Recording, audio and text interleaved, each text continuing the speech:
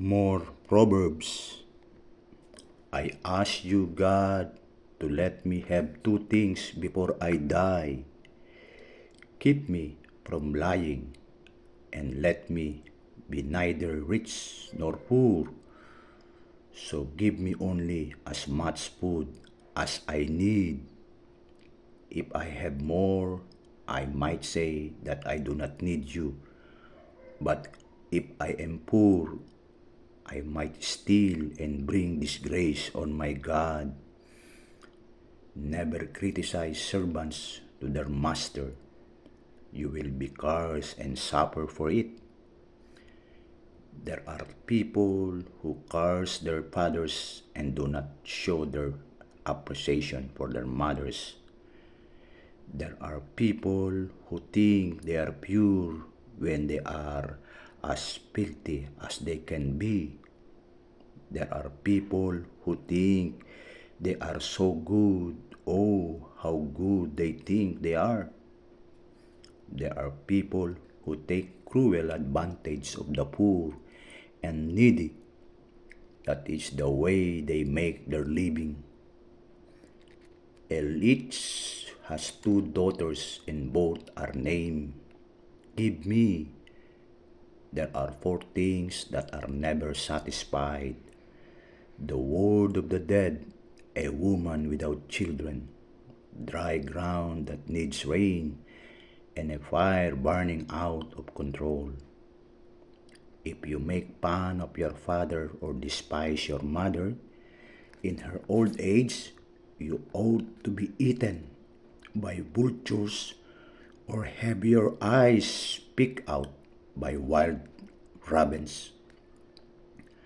There are four things that are too mysterious for me to understand: an eagle flying, the sky, a snake moving on a rock, a ship finding its way over the sea, and a man and a woman falling in love.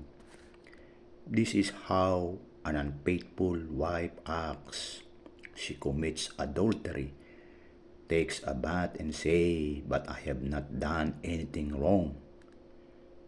There are four things that the earth itself cannot tolerate: a slave who becomes a king, a fool who has all he wants to eat, a hateful woman who gets married, and a servant woman who takes the place of her mistress. There are four animals in the world that are small but very, very clever.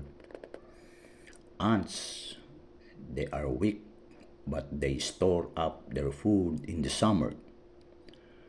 Rock badgers, they are not strong either, but they make their homes among the rocks. Locusts, they have no king, but they move in formation. Lizards, you can hold one in your hand, but you cannot find them in palaces. There are four things that are impressive to watch as they walk. Lions, strongest of all animals and afraid of none. Goats, strutting roosters and king in front of their people. If you have been foolish enough to be arrogant and plan evil, stop and think. If you churn milk, you get butter. If you hit someone's nose, it bleeds. If you stir up anger, you get into trouble.